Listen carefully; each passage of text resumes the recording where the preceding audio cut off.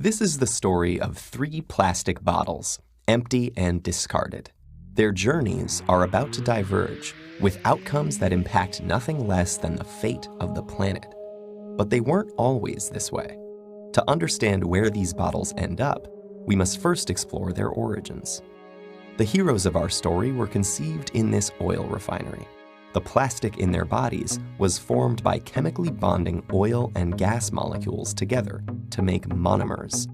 In turn, these monomers were bonded into long polymer chains to make plastic, in the form of millions of pellets. Those were melted at manufacturing plants and reformed in molds to create the resilient material that makes up the triplets' bodies.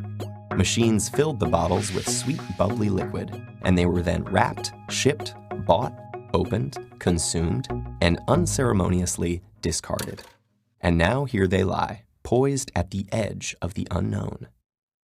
Bottle 1, like hundreds of millions of tons of his plastic brethren, ends up in a landfill. This huge dump expands each day as more trash comes in and continues to take up space. As plastics sit there being compressed amongst layers of other junk, rainwater flows through the waste and absorbs the water-soluble compounds it contains, and some of those are highly toxic. Together, they create a harmful stew called leachate, which can move into groundwater, soil, and streams, poisoning ecosystems and harming wildlife. It can take Bottle 1 an agonizing 1,000 years to decompose. Bottle 2's journey is stranger, but unfortunately no happier.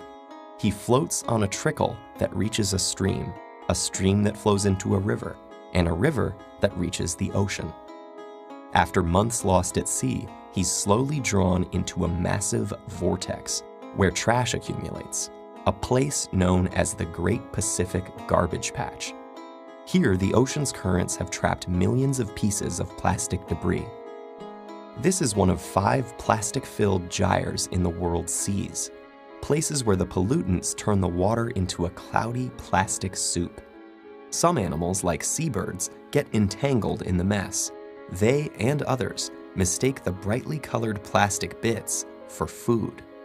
Plastic makes them feel full when they're not, so they starve to death and pass the toxins from the plastic up the food chain. For example, it's eaten by lanternfish. The lanternfish are eaten by squid. The squid are eaten by tuna. And the tuna are eaten by us.